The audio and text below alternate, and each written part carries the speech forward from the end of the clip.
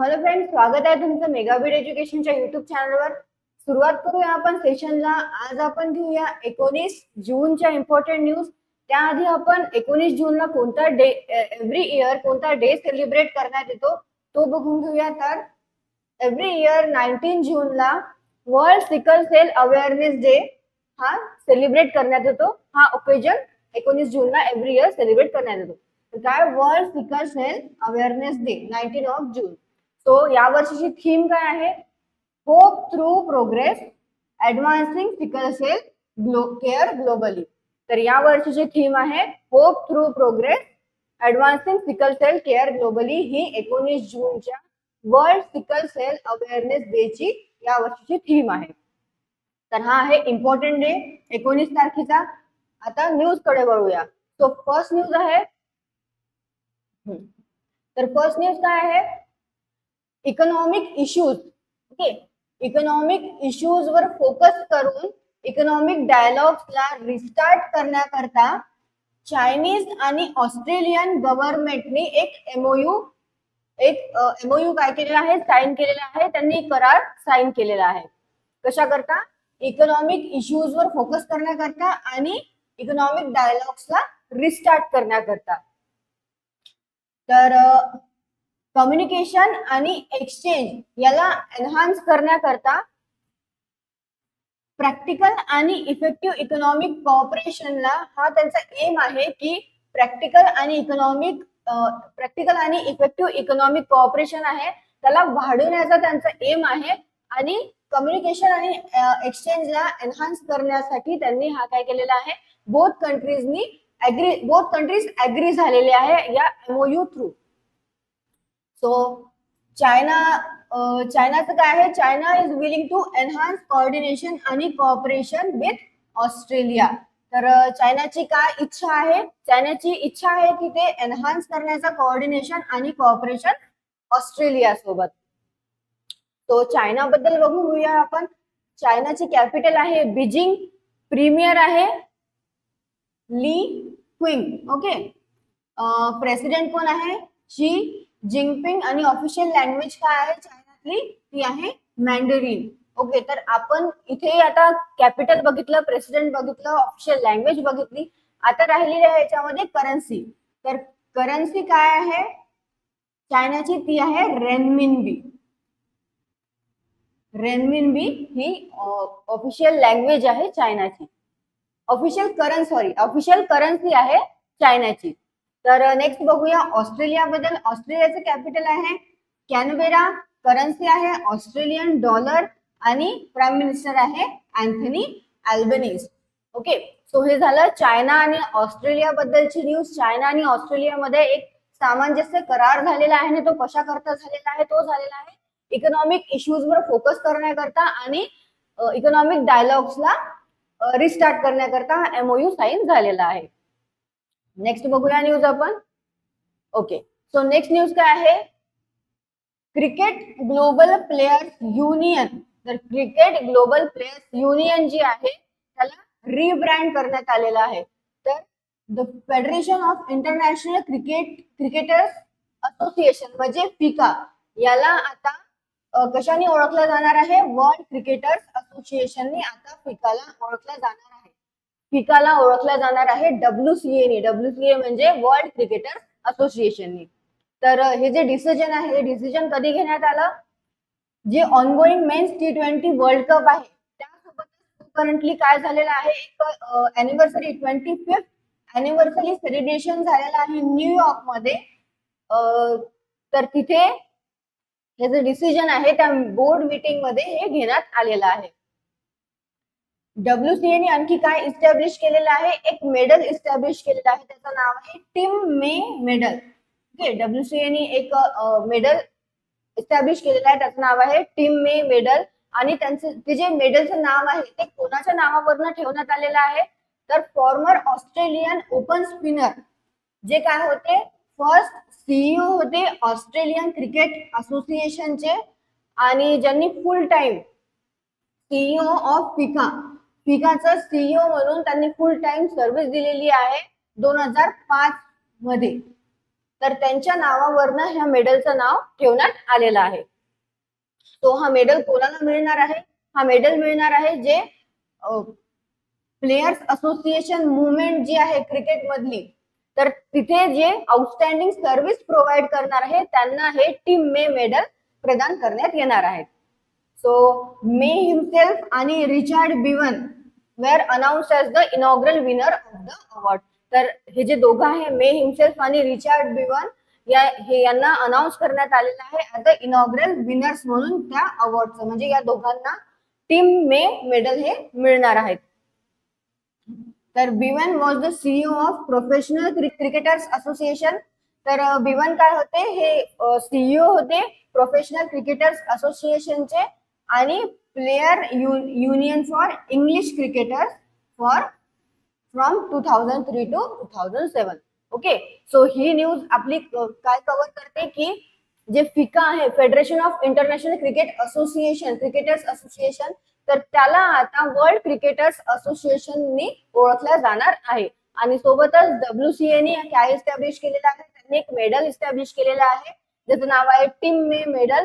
आणि त्यांचं नाव कोणाच्या नावावरनं ठेवण्यात आलेलं आहे? जे ऑस्ट्रेलियाचे फॉर्मर ऑफ स्पिनर जे आहे त्यांच्या नावावरनं, ऑफ स्पिनर जे काय होते फर्स्ट सीईओ होते ऑस्ट्रेलियन क्रिकेटर्स असोसिएशनचे, त्यांच्या नावावर ह्या मेडलचं नाव ठेवण्यात आलेलं आहे. नेक्स्ट बघूया न्यूज. ओके, नेक्स्ट न्यूज आहे इंडिया काय करणार आहे? First multinational air exercise Tarang Shakti हे होस्ट करणार आहेत. तर बघूया आता. Indian air force first multinational air exercise जिचं नाव आहे तरंग शक्ती 2024, हे कधी हेल्ड होणार आहे? ऑगस्ट मध्ये. तर ऑगस्ट मध्ये ती जी तरंग शक्ती एक्सरसाइज आहे ती आयोजित होणार आहे, जी की फर्स्ट मल्टीनॅशनल एअर एक्सरसाइज आहे इंडियन एअरफोर्सची. ओके, इंडिया जी होस्ट करणार आहेत. तर पार्टिसिपेशन ऑफ 10 कंट्रीज, त्याच्यामध्ये 10 कंट्रीज पार्टिसिपेट करणार आहे आणि जे काही ऍडिशन्स आहे ते few other acting as a observer. तर अदर जे आहे काही ते ऑब्झर्वर म्हणून तिथे ऍक्ट करणार आहे आणि सोबतच 10 कंट्रीज तिथे एक्सरसाइज मध्ये ते पार्टिसिपेट करणार आहेत. तर प्लॅन काय आहे त्यांचा?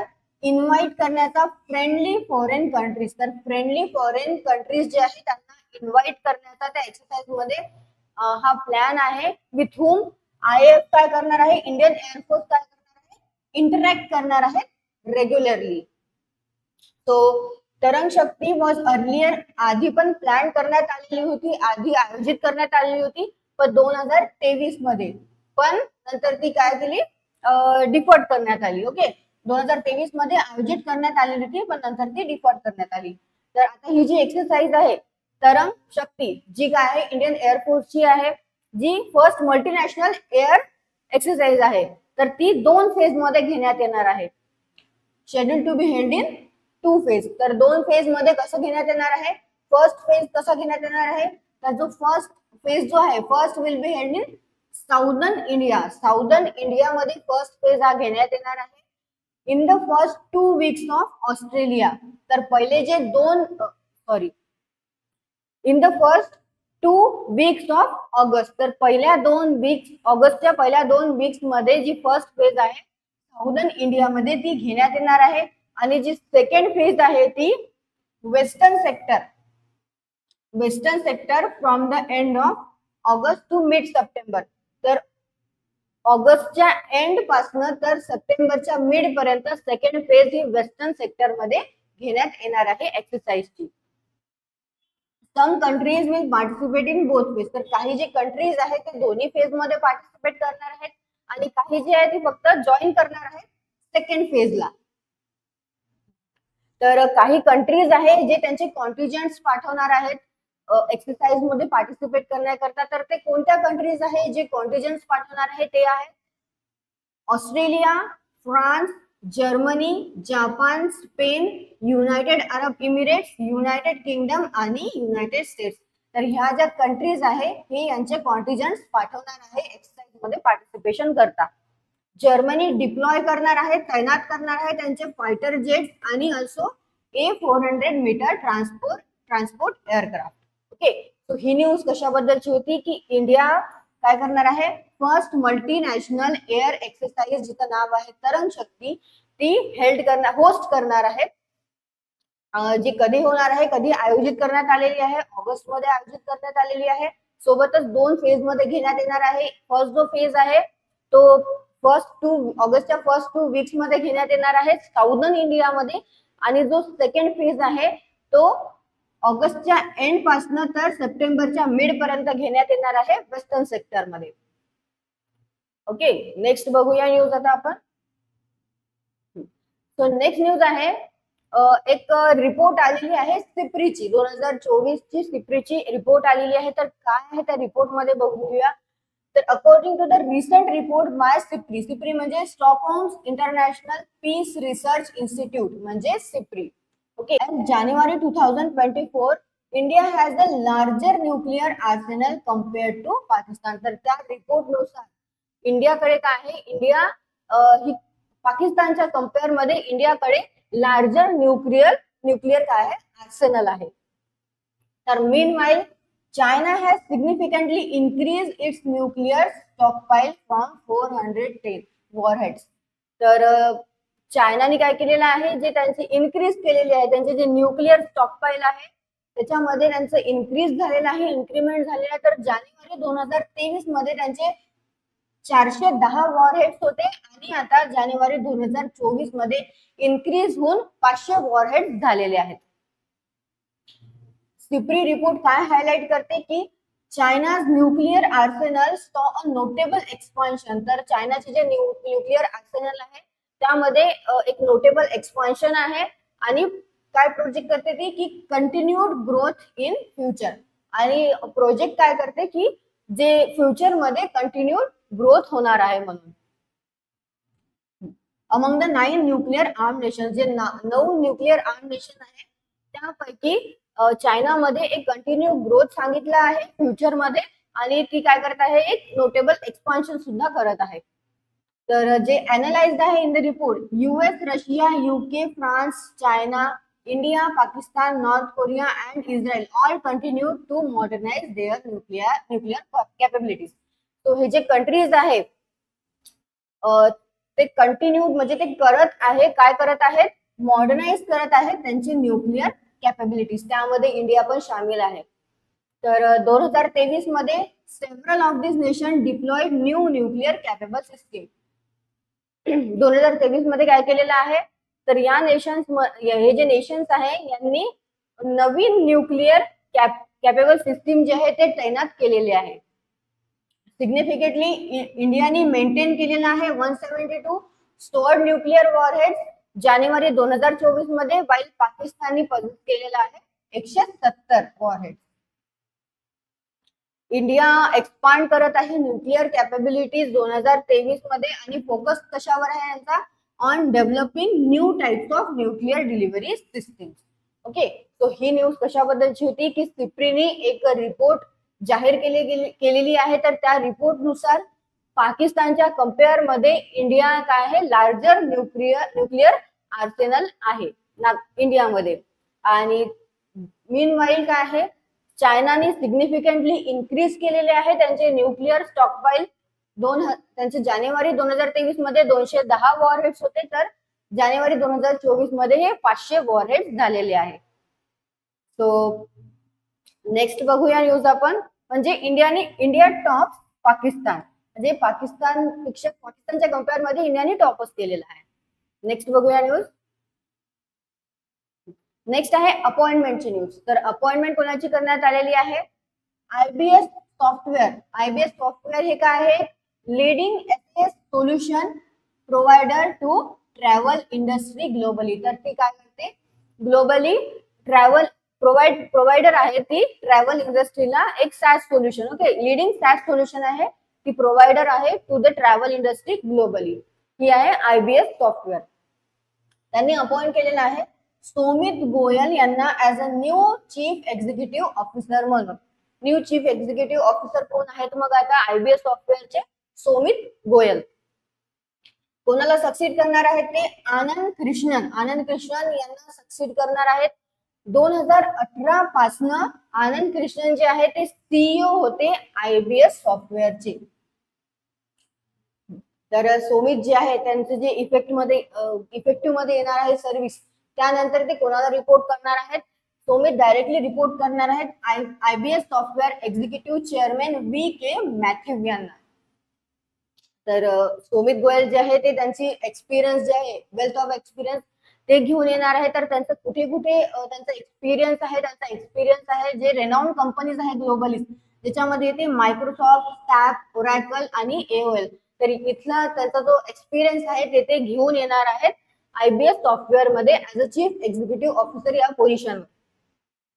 सोमित यांनी सर्व केलेला आहे ऍज अ प्रेसिडेंट आणि सीईओ म्हणून प्लुरल साइट इथे SaaS company where he oversaw product engineering and GTM functions.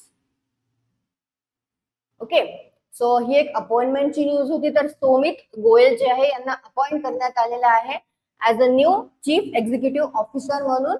कुठे? IBS सॉफ्टवेअर इथे. ते सक्सीड करणार आहेत आनंद कृष्णन यांना. नेक्स्ट न्यूज आहे T20 वेटरन डेव्हिड वेस्ली यांनी अनाउन्स केलेला आहे त्यांचं इंटरनॅशनल रिटायरमेंट. इंटरनॅशनल क्रिकेट मधून त्यांनी रिटायरमेंट अनाउन्स केलेला आहे. तर बघूया, जे ऑनगोईंग T20 वर्ल्ड कप 2024 आहे तिथे त्यांनी मॅच खेळलेले आहे अगेन्स्ट इंग्लंड. इंग्लंडच्या अगेन्स्ट मध्ये मॅच खेळलेले आहे आणि त्यांचं काय झालेलं आहे ते पराभूत झालेले आहे.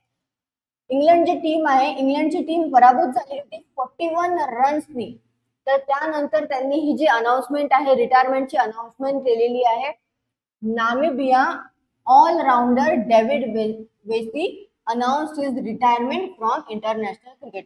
तर जे इंग्लंडच्या अगेन्स्ट मध्ये त्यांनी T20 वर्ल्ड कप जे खेळलेलं होतं त्यामध्ये त्यांचं 41 रन्सनी टीमचं पराभूत झालेले आहे. सो त्याच्यानंतर त्यांनी रिटायरमेंट अनाउन्स केलेली आहे इंटरनॅशनल क्रिकेट मधनं. So in his last international game वेस्लीनी काय केलेलं आहे, पिक्ड अप वन विकेट वेस्लीनी पिकअप केलेली आहे. आणि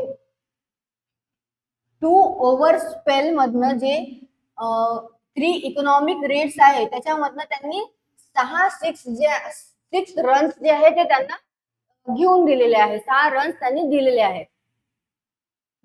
सेकंड इनिंग्स मध्ये ही स्कोर 27 रन्स फ्रॉम 12 बॉल्स मधून त्यांनी 27 रन्स घेतलेले आहे सेकंड इनिंग मध्ये at a strike rate of 225. त्यांनी he also smash 2 force and 2 sixes. 2 four आणि 2 सिक्सेस त्यांनी घेतलेले आहे while batting against England. For Namibia, Wesley appeared in 34 T20 international. तर ते नामिबिया या टीम खेळत असताना त्यांनी 34 T20 इंटरनॅशनल खेळलेले आहे, ते अपियर झालेले आहे आणि scored 532 runs and picked up 35 wickets.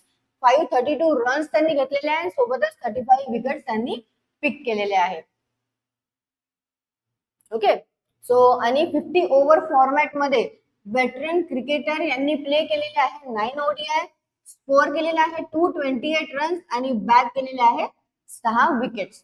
तो हे वेटरन क्रिकेट कोण? डेव्हिड वेस्ली T20 वेटरन आहे. त्यांनी अनाउन्स केलेलं आहे रिटायरमेंट इंटरनॅशनल क्रिकेट मधून. ओके, इंटरनॅशनल क्रिकेट मधून त्यांनी त्यांचं रिटायरमेंट अनाउन्स केलेलं आहे. तो जी नामिबिया नॅशनल क्रिकेट टीम आहे, Namibia men's national cricket team यांचं निक नेम आहे द ईगल्स. द ईगल्स हे त्यांचं निक नेम आहे. Is the men's team that represent the Republic of Namibia in international cricket. तर इंटरनॅशनल क्रिकेट मध्ये ते represent करतात as Republic of Namibia. Okay, so news बघून घेऊया आपण आज. तर फर्स्ट आपण घेतलेलं होतं इम्पॉर्टंट डे. तर दरवर्षी एव्हरी इयर 19 जूनला world sickle sale awareness day हा सेलिब्रेट करण्यात येतो. या वर्षीची थीम आहे hope through progress advancing sickle cell care globally. First question आहे, रिसेंटली चायना यांनी साइन केलेला आहे MOU. कोणत्या कंट्री सोबत MOU साइन केलेला आहे? काय करण्यासाठी? फोकस करण्यासाठी इकॉनॉमिक इश्यूजवर आणि रिस्टार्ट करण्यासाठी इकॉनॉमिक डायलॉग. तर चायनाचा जो MOU साइन झालेला आहे तो झालेला आहे ऑस्ट्रेलिया या कंट्री सोबत. Next, name the world players body in cricket that has been rebranded as World Cricketers association.